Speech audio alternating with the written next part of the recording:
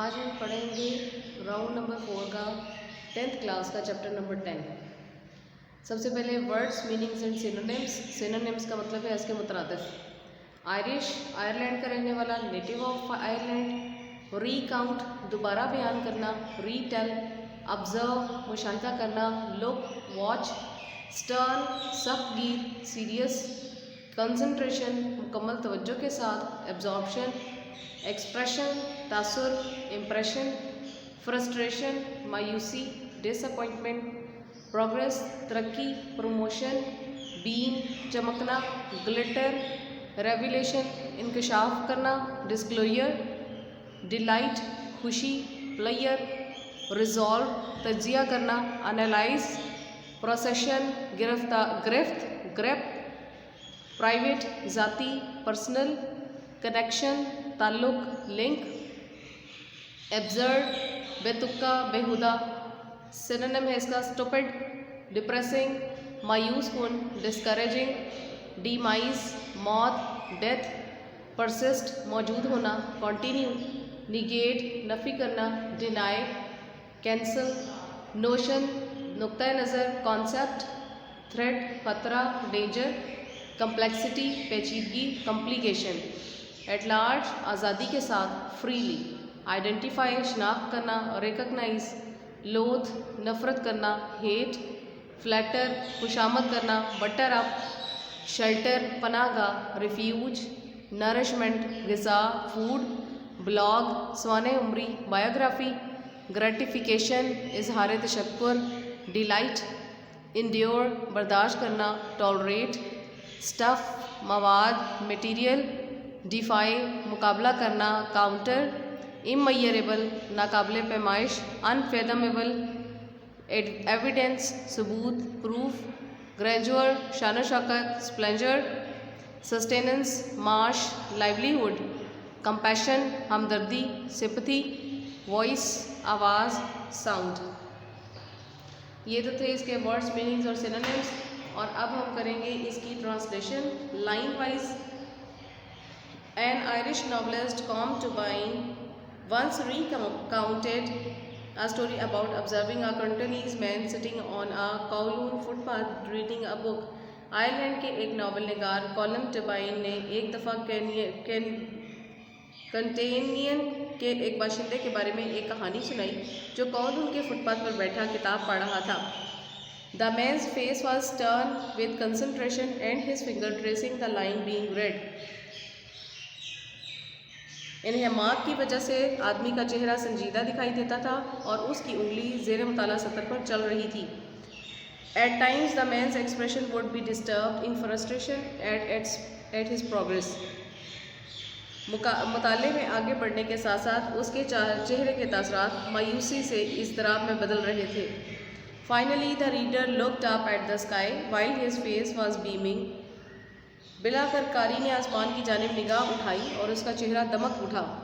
It does not matter whether it was because of a sudden joy with the act of reading or revelation from what was written or delight at how the story resolved. اس بات کی کوئی اہمیت نہیں کہ آیا مطالعے کے اثر سے یا تحریر میں کسی چونکا دینے والے انکشاف سے یا کسی طرح پرعزم کہانی کی وجہ سے اسے اچانک خوشی ملی۔ The point is that he was in possession of something deliciously private.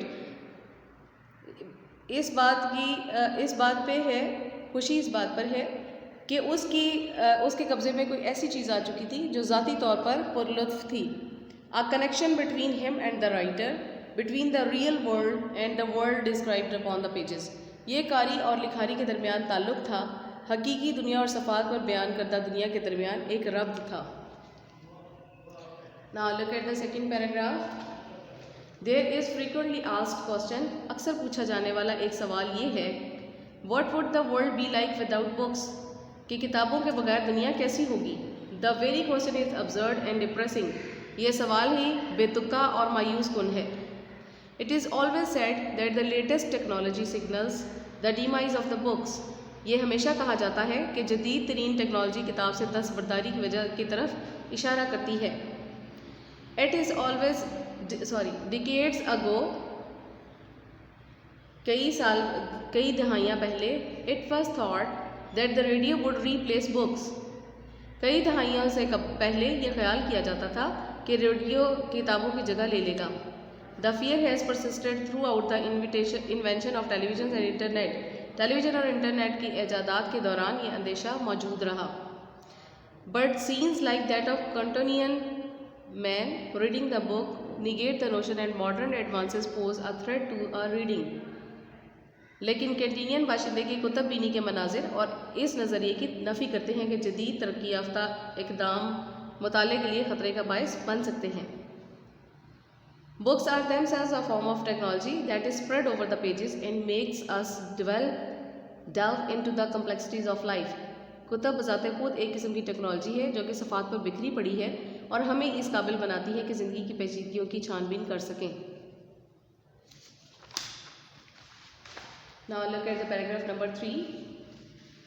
Literature is the story of humans. ادب انسانوں کی کہانی ہے. It is record of who we are, where we come from and where we are going.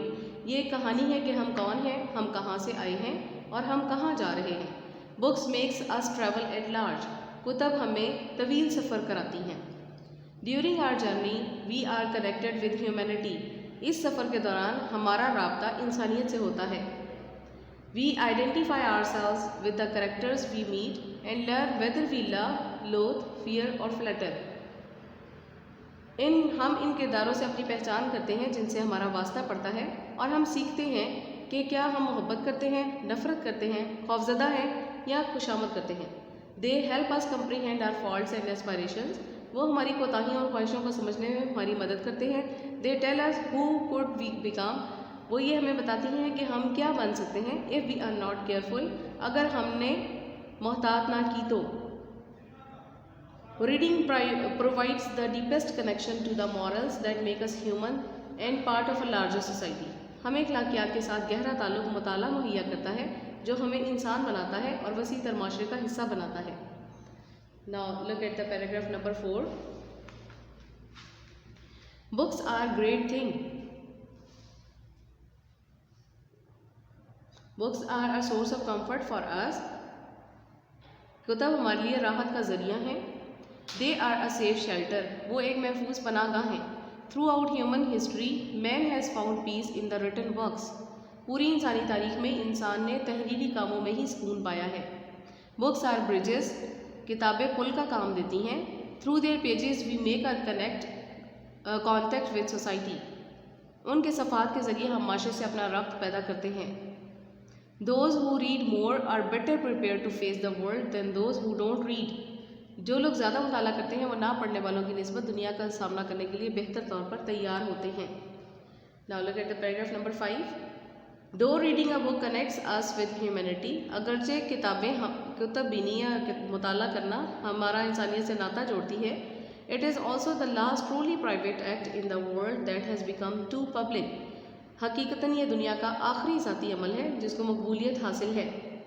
As a nourishment for the mind, it is slow food in a world given over to fast food. فوری تیار شدہ کھانوں کی عادی دنیا میں ذہنی نشوونما کے لیے یہ ایک سست غذا ہے. Blogs, text messages and e-books bring relevance and instant gratification much as newspapers and magazines do.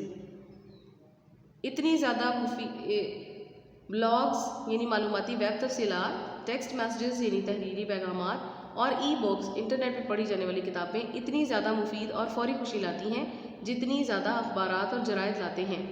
But however important such forms are, they endure only as long as the stuff they are printed on. لیکن ایسی صورتیں اس وقت تک اہم ہیں جب تک یہ مواد چھپی ہوئی صورت میں موجود ہے. The comforts of book defy time and breaks borders.